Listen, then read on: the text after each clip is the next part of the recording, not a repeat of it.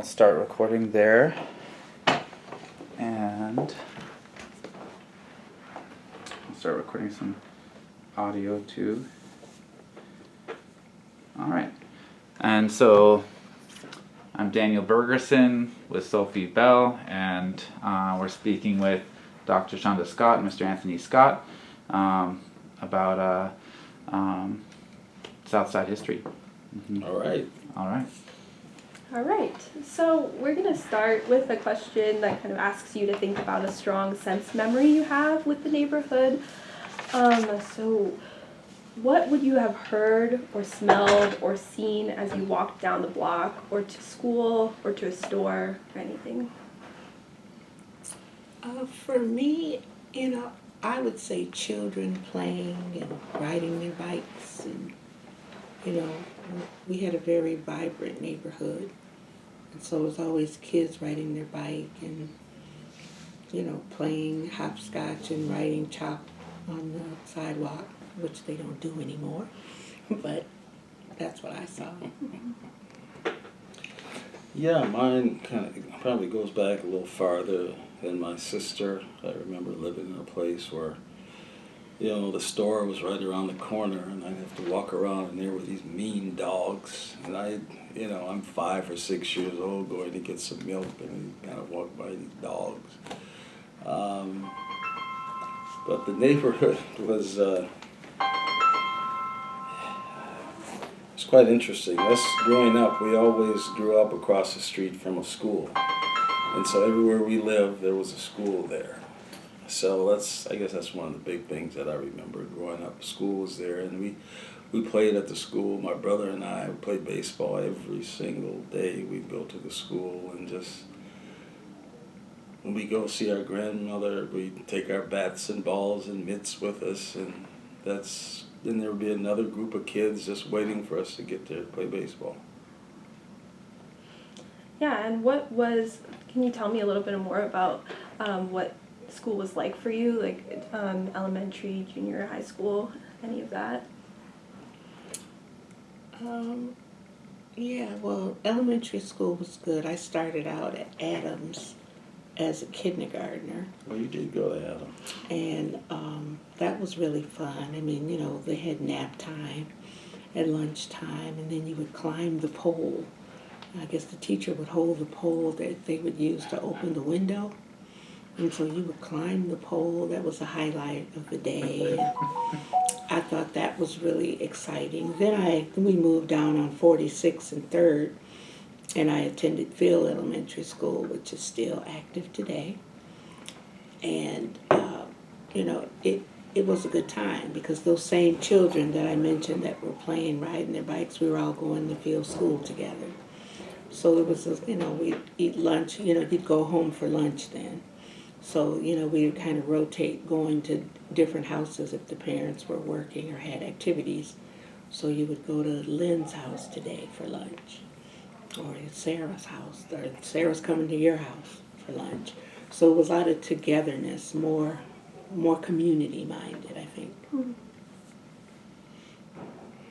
Yeah, I went to Adams too. I remember going there actually K through 6.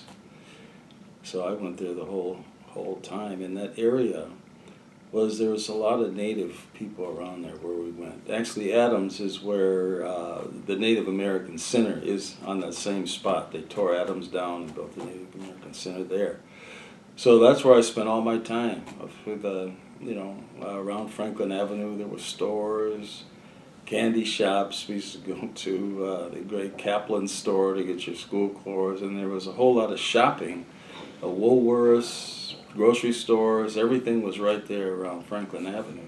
So I remember a lot about that because we lived there, like I say, through the whole 6th grade, through kindergarten through 6th grade. Then I went over to Phillips for 1 year, and then we moved out to 46th Street, where I went to Ramsey and Washburn, and that was a different neighborhood then. There really weren't a lot of black people in that area at that time. It was really kind of a big deal, almost to kind of move this far south in those days. So those are things I remember. And then for me, high school, I went to Ramsey up until, I believe, 8th grade then. And then they had a magnet program at Central, and I tested out. So I tested out in 9th grade and went on to 10th grade at Central. So that was a shift for me, which was good because it was a lot more African American students and more minorities at Central than at Ramsey.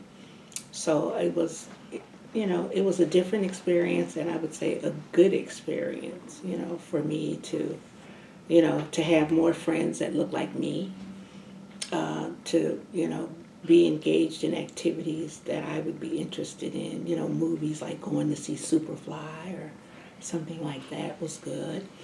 I was also the Snow Days Queen, 1974, at Central High School, so it was a good experience. What would like a typical school day look like for you? Oh, I don't know. Early on, it was pretty regimented. I mean, I walked across the street to the school every day. Came home for lunch, and at Adams, I'd have to take care of my brother. My brother was like my shadow. So if I go home to have lunch, I have to fix him lunch. So we would go back to school together, and he would have his friends, I'd have mine. But we were kind of on our own during that kind of period of time before we moved out to 46th Street and going to Ramsey and Washburn. What I remember is a lot of the kids told me that they had never gone to school with black people before because they lived on the west side of Nicollet, and all the schools over there. At that time, black people really didn't live in those neighborhoods, and it seemed to be kind of more emphasized once they put the freeways up. It seemed to became kind of a permanent barrier to the other side, to the west side of the town in South Minneapolis. So,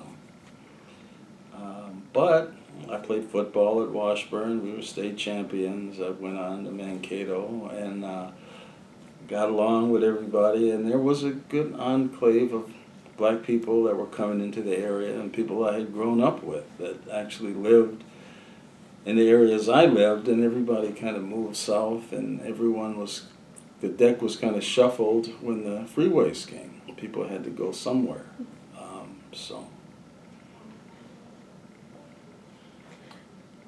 If I may, just as a teacher, I kind of want to ask, are there any teachers or other adults at the schools at any level that you remember in particular?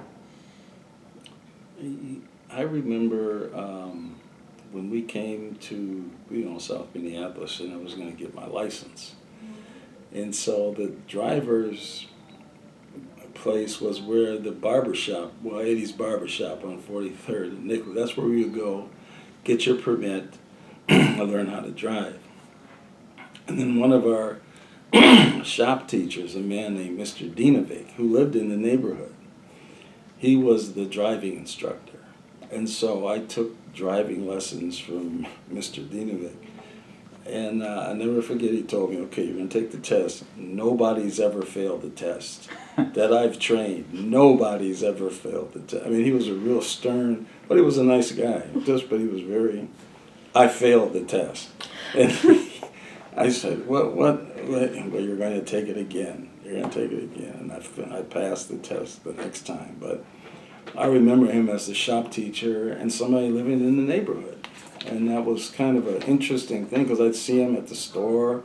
I'd ride my bike around by his house. You'd see him, and he was also our teacher. So that's old man Dinovic. That's a good memory. For me, I remember in first grade we had some really good teachers. I had Mrs. Shaughnessy, and she was my first grade teacher, and so. And I believe it was only maybe one other African-American student in my class at first grade.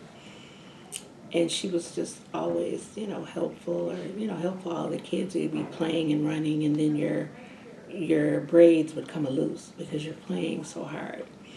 And she would, braid my hair back up. And I was just so fascinated that this white teacher was braiding my hair, But she was, she was good.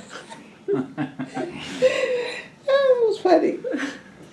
And let's see what else. I think there was another African American teacher there, Mrs. Kennan. She was also a teacher at field school. And so it was nice to see at that early age, a mix of teachers, teachers that looked like me, that helped encourage me to want to become a teacher. I think one of the most significant moments at field school is when we were all sitting in the gym with our legs crossed when they told us that President Kennedy had been shot. And so we were sitting in the gym as little kids, and you know it's a bad thing, and you see your teachers crying, and that was a moment.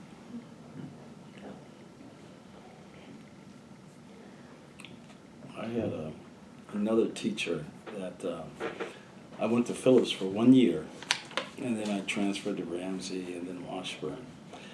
And at Phillips, he was my gym teacher, this guy named Gene Sandvik. And he was, he looked like the Crusher. I mean, he looked like he could be the third guy tagging up with those people. He had the blonde crew cut. He was just built. And so I remember him, two guys fighting, and he just picked them both up like they were just rag dolls, take them to the principal's office. But he was our Fayette teacher, and I never forget the first day at school we were playing ball, and I'm running to the base, and I get there, and a guy hits the ball to right field, and I go halfway to see what happens, and he stops the thing. Said, "Did you see what he did?" He waited to see what the man did in outfield, and I'm like, we play baseball every day. I mean, and so I got to be real close with that guy. I used to show the movies at Phillips. Like we'd show a movie at lunchtime. I never forget The Creature of the Black Lagoon. That was the big movie that we would show, and I'd run the projector. But when I got to Washburn, and I played football with all these guys I didn't know, and they didn't know me, I didn't play on the feeder teams there. But it just so happened that Mr. Sandvik was the coach, assistant coach. And so I think they were going to cut me, and he said, no, get that man a uniform. And so Sandvik, when I looked him up later, and actually I saw something in the obituary, and he was like 90-some years old, and he had this open heart surgery. And he said they would never do that for a person that old. But he was an Olympic skater, world class. He was an All-American football player at Gustavus. And the guy was just unbelievable. His daughter is an Olympic skater. I had no idea about all this stuff about the man. I just happened to see it later, and now he helped me get on the football team. And can you tell me about any other adults outside of school that were formative in your youth? I would say, our family was very active at church, at Bethesda Baptist Church, which is the oldest Black Baptist church in Minneapolis. And so I would say that the people at my church, naming a few, would be Mrs. Lewis. She was like a teacher of the Vacation Bible School. So she was just very encouraging for education, and then, she would have kids over her house on the weekends, and she was just fun, as like another parent. So I spent a lot of time with the Lewises. Another person would be Mrs. Annie English. She was living in the neighborhood, like on 39th and Park in Portland. And she was, always encouraging to you. She was my Sunday school teacher. And I can remember her, telling us, she said, you always want to be honest. And she says, now when you go into the grocery store and taste a grape, you didn't pay for that. You didn't pay for that. That's not right. So, just those moments, it can just, it brings laughter to all of us. It's so funny. But she was very active in my life. And let's see, who else?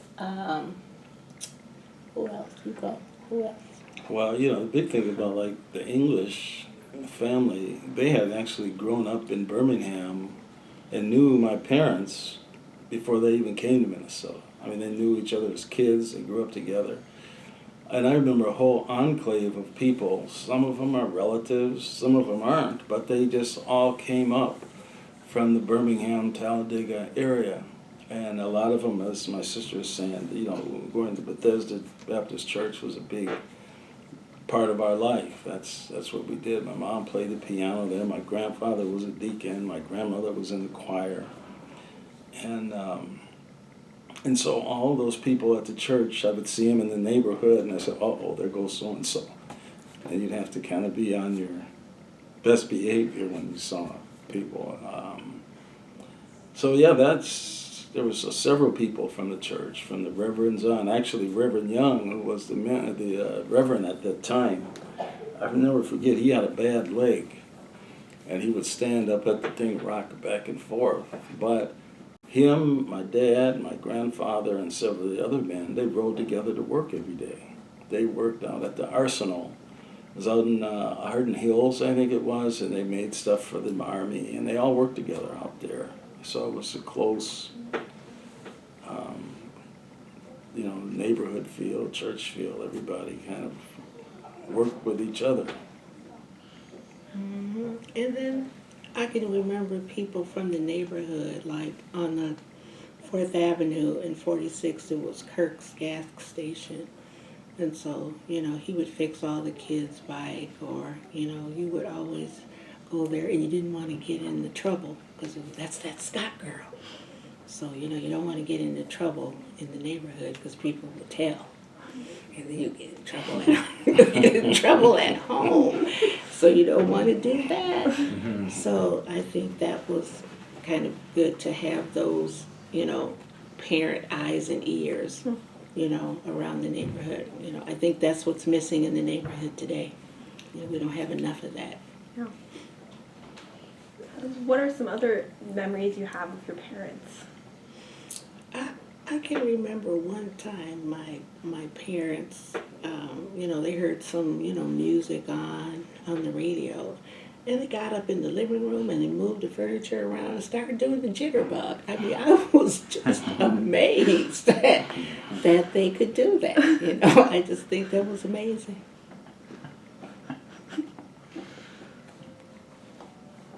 Yeah, like I say, I remember everywhere, again, across the street from a school we lived, and Dad doing his books. I remember going around with him, helping him do the books, and he actually was trying to do a monthly magazine that I have some copies of.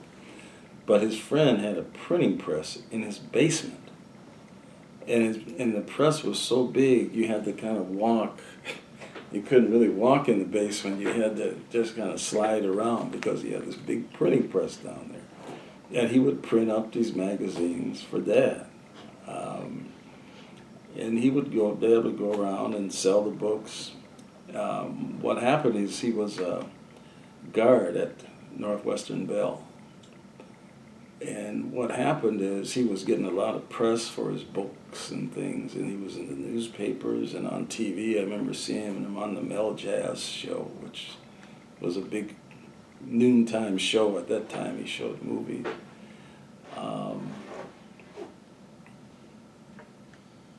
Mel would say, you know, he's got a good job. That was his best line on the show. But Dad would go around and sell books, and I remember I was going to leave college at one point. I said, well, I've got the tuition, everything. So he grabs a box of books, goes downtown, has me drive, sells all the books, goes just Dayton's, Donaldson's, Powers, all these places, and gives me the money and says, go on back to school. Finish. So yeah, he was real passionate about getting these books done and making them, and working with us. I mean, there was 4 of us, so, you know, it was a struggle to get that done. No computers, no staff. Well, I can remember when my grandparents would come from Michigan to visit, and they would drive there. You know, he worked for Chrysler, and so he would have a big, shiny Cadillac, and it's like, whoa, you know, it would be so exciting. And then my dad and my grandfather would be so happy to see each other, and they would be up all night saying, I'm glad you're glad. Are you glad you're glad? No, I'm glad you're glad. And I'm like, will they go to bed? But that would go on for hours. I can remember that. Do you have any memories in particular of each other growing up or other siblings? Well, for me, I never got to do anything, you know, because I was the girl. So it was like, and if they had to take me, they would complain. Why do we have to take her? But, you know, I had a very sheltered, a very sheltered Yeah, life. for sure. Being the only girl, I couldn't really do anything. You know, don't look at boys. Don't even look at them. They're bad. So, you know, I just, went to school, went to Sunday school, vacation Bible school, went to college, and I'm the product. Well, she would babysit some of the kids, and so we'd be sitting around, and all of a sudden my mom would say, here's $1, take these kids to the movie. I just said, well, I'm not, yeah, but you got the car. So I said, but I'm not, but she's the one that's babysitting the kids, not me. So I had to take the kids to the movie. And so I remember that about her and her friends going to school. I mean, her and her friend, when we moved to 46th Street, a friend, that was Lynn, lived across the alley. And they were just good friends and walking back and forth to school. And it's funny now, I think about it, my sister being an education doctor and Lynn's a medical doctor at the Mayo Clinic. And I'd see these two girls, little kids, just out there playing in the backyard. Aside from memories, do you remember any stories that your parents or grandparents would tell often? I remember a few things about them talking about down south, where they came from, the things that they did down there, what they went through. I know I asked my grandfather one time, well, why do all the blues musicians that were coming up then only play acoustic guitars? Why do they only play acoustic? We didn't have no electricity down there. We didn't have no bathroom. We had an outhouse. And we had a well. That's the only way we got. I'm like, that's how you lived back then. It just really made me think about that. And how he would talk about doing jobs. He worked on the railroad, helping to build the railroads, and he'd work for different people. And there was something that he would come back on Friday to get paid, and they were all gone. And everybody had picked up at night and left, and so he didn't get paid for that week. Things like down in the South, I remember them telling me, for one, they would never take me and my brother down there. They used to take you down there, didn't they? Yeah. But they would go back for funerals or something big down south, and boy, they were making food and sandwiches, and I said, oh, we want to go, but no, me and my brother, we couldn't go. They never took us down there. And I think that was around the time of things like Emmett Till and the bombing of that church in Birmingham where my mom had probably played at and at least attended at some point. So yeah, remember those things. Well, I went down to Alabama because my grandparents were from Talladega, Alabama. So I can remember in 3rd grade, we took the Milwaukee Road train from downtown down there. And so my grandfather took us to the train station, and Mrs. English that I talked about from our church made a great big picnic basket of food and sandwiches and everything. And so we were getting, got in my grandfather's car and got to the train. And then my grandfather goes, "You got everything, right?" And we like, "Yes." And then he said, "You got your ticket." She goes, "Oh, Lord, I don't have my..." She was like, "Oh, Lord, I don't have my ticket." And so he was all fussing the whole time, "Get out." He went back and got the tickets. And so then we did make the train. But that was a memory. And then so when we got down there, I was in I think it was in third or fourth grade. So, I hadn't really, really been down there to see my great-grandfather, because her father was still living in the house that they grew up in. So, I had a chance to see that, and it was just, a house with just really big rooms, and it was 10 of them, so I was kind of imagining how can they all be in there. They had a big peach tree, and so then, when we left here, I had winter boots on because it was cold. So when I met my other cousins, my grandmother's sisters, so we stayed at one of her sister's house, had a nice house, kind of on a farm. They had an indoor bathroom. And so Uncle Bud, that was her brother, he was like, well, what are we going to have for dinner today? He goes, "Let's have chicken." He goes, "I'll just go out and crack a neck and bring it in and fry it up." And I was kind of like, what? But they had a bathroom, so we stayed there for a while. I kind of didn't eat chicken, but got past that. So we stayed at her other sister's house, is Aunt Edith's, and we stayed at her house. Well, she lived in the woods, and so she had like a big cabin house, just one big room. There was a bed here, there's kitchen stuff over here, and all of that. And so then when it's time to go to the bathroom, you had to go to the outhouse, and their bathtub was on the back porch outside. And I was like, "Oh, no bath. Won't be taking a bath here." And she goes, "Well, nobody's going to see you. There's nobody out there." It was just so different. And then, I had my boots and everything. And so my younger cousins would call me Bootsy, because I had boots and they had, little tennis shoes on or barefoot or whatever. So it was a real experience. So kind of shifting gears, but can you remember a time in the neighborhood that your neighborhood organized around an issue or a common cause?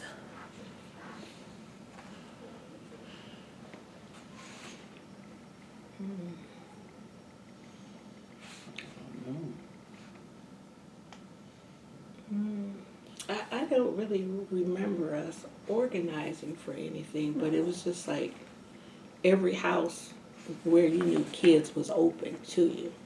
So, I can remember just going in and out of front doors or back doors and nobody saying anything to you, because you're just, or else I can hear Mrs. Madison saying, "You kids," "You kids," because you're always doing something. Mm-hmm. So I don't really remember that, but it was just, I don't think we really needed to organize because everybody was just a community. Yeah. It was just like, you're over somebody else's house, or you stay for dinner. I ate dinner at the Madisons, and Lynn ate dinner over at our house, or you go over to their house for lunch. So it was just, everybody was together. I don't remember us having like a yard picnic or anything like that. Yeah, I'd be at a friend's house. I remember I was over at my good friend Henry Johnson, and we were doing some music. We used to practice music in their basement. His dad was a doctor, and they allowed us to do it.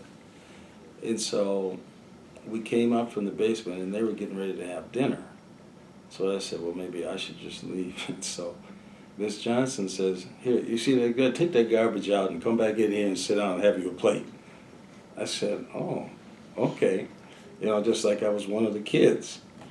So I took the garbage out, sat down with them, had dinner with them, and then went home and had dinner.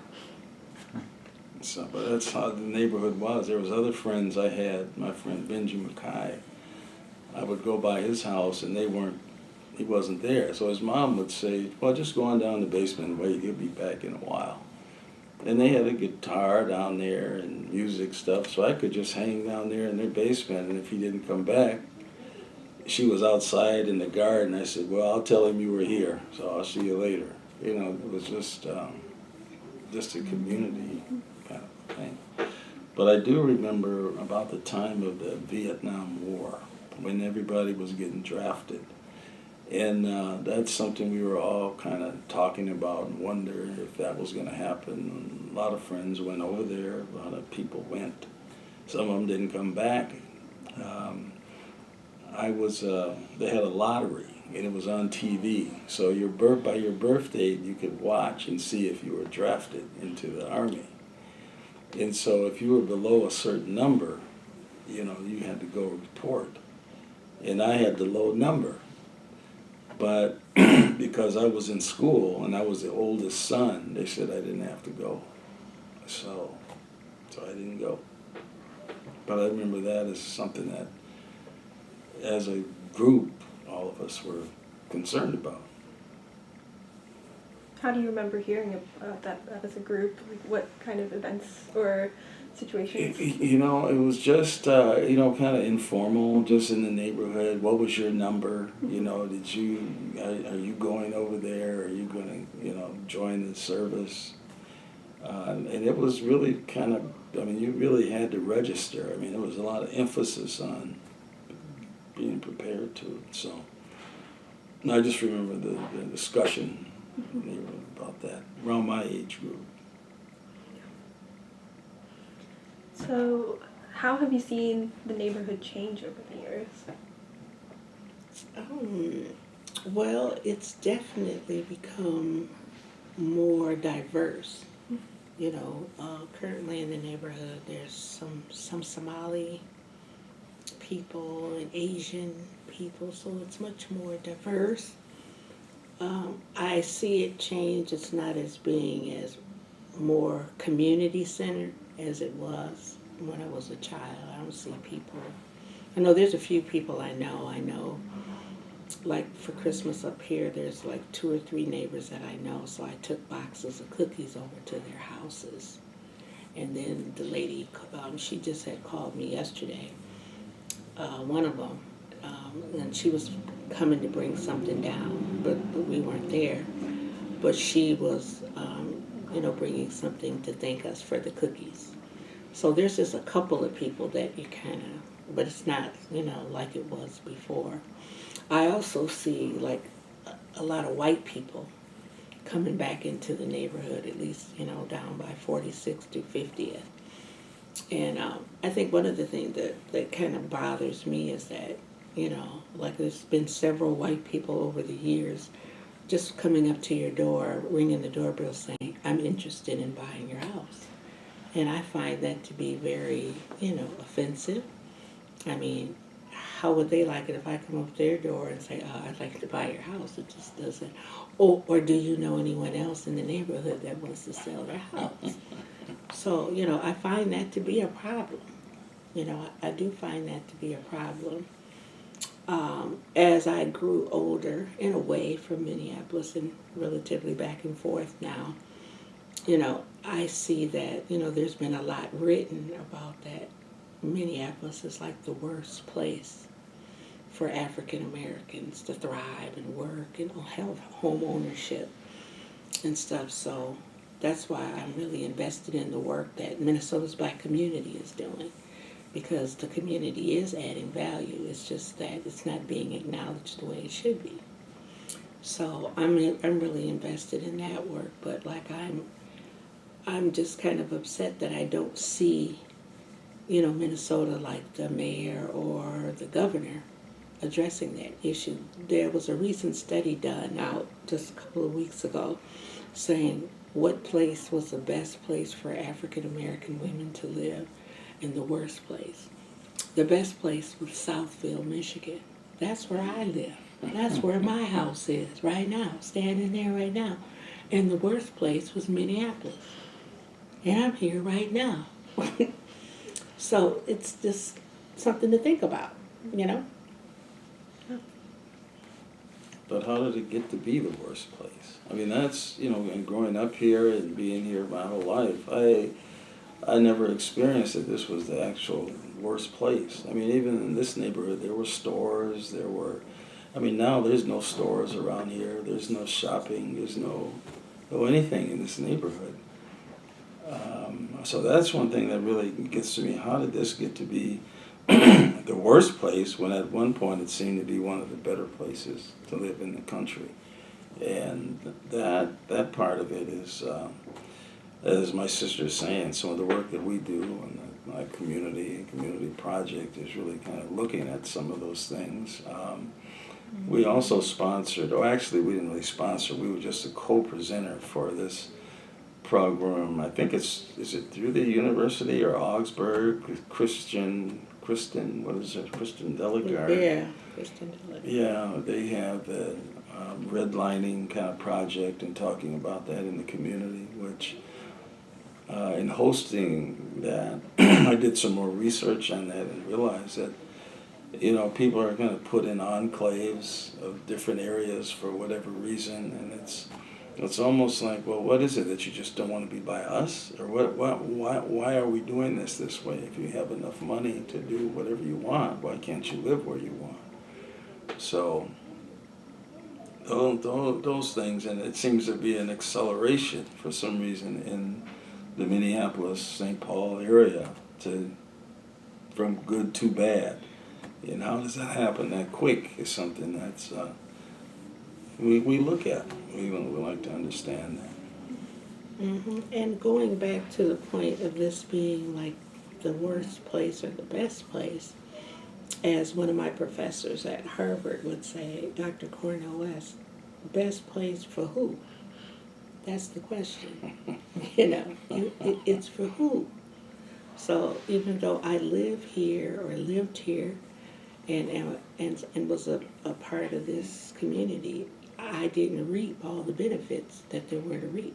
It wasn't afforded to me.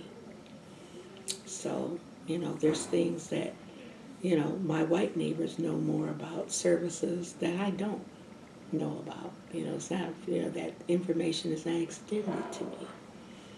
So, and I think the bad thing about it is that people know that this is happening. I mean, of all cultures, they know that this is happening, but nobody really wants to do anything about it. That's the sad part about it. Yeah, along those lines, what does it mean to you to be African American in Minneapolis or Minnesota today?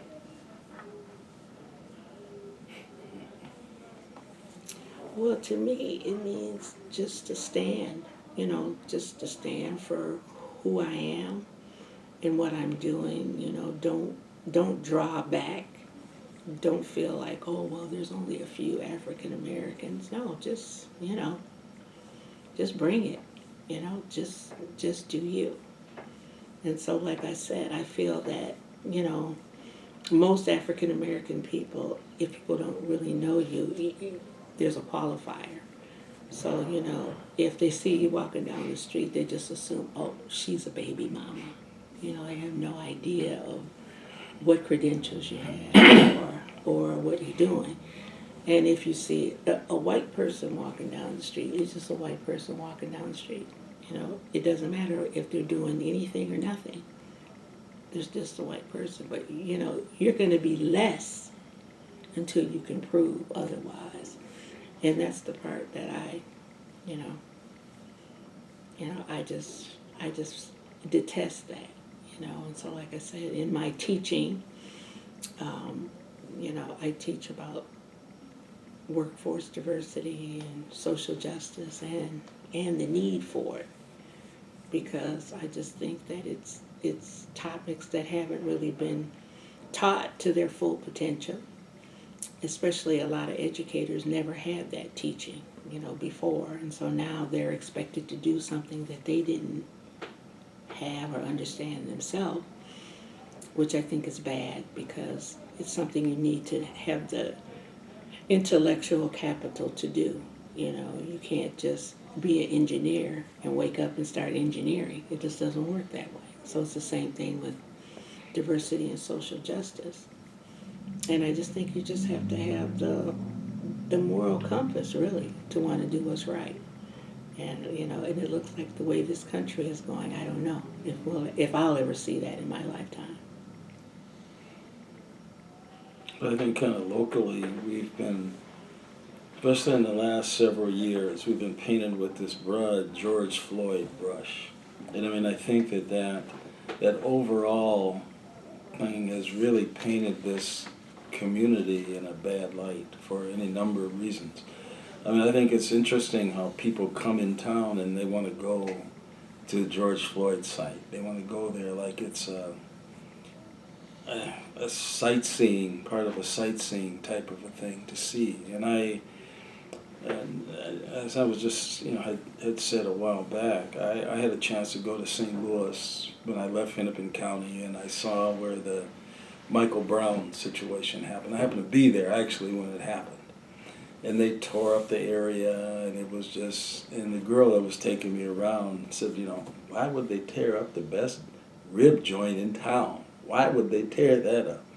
But everything was all tore up. Okay. So I went to St. Louis a couple of weeks ago on another business trip meeting with these folks, and I said, take me back where the Michael Floyd happened so I can see what happened. And she's from St. Louis. And she's like, well, I'm not sure where it is.